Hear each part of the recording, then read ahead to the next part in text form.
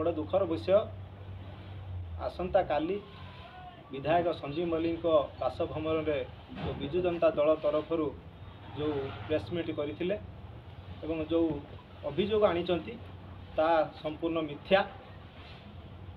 यार मुख्य कारण है सर्वप्रथम स्थानीय विधायकों नैतिकता दृष्टि बासभवन में बीजेडी कर्मी मानक डाकी सरपंच और समिति सभ्यों उपस्थित विरोध में अनास्था आने बैठक करते समय एथिर सफल हो पारे ना। द्वितीय तापर गोटे अभियोग आनिले जे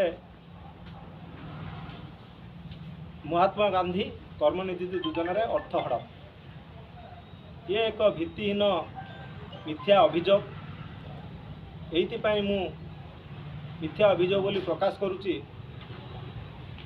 ये 2009 मसीह मु एक लाइसेंस बा भेंडर कोड बंत पंचायत समिति 9-10 मसीहा भितर मु एक भेंडर कोड लाइसेंस करी। लाइसेंस बा भेंडर कोड बंत पंचायत समिति 9-10 मसीहा भितर मु एक भेंडर कोड लाइसेंस करी।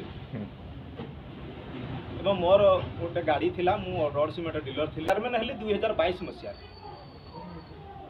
2009 मसीह मु विजु जनता दल को भल पाऊली और विजु जनता दल सहित थी।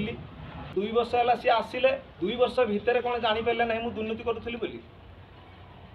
9 मसीह मु भेंडर कोड ओपनिंग कले विजु जनता दल कौन जापार ना मुझे दुर्नीति करूली बोली।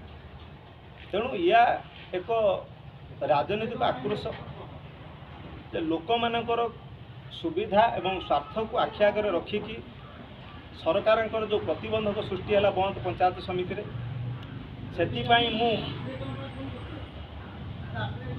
विधायक जानी मु जो सरकार जो असुविधा मु बारंबार सहित अभियोग कलापर भी से कौन कर्णपात कले ना जोटा कि मु सरकार दलर द्वारस्थ हाँपाई मु बाध्य हेली।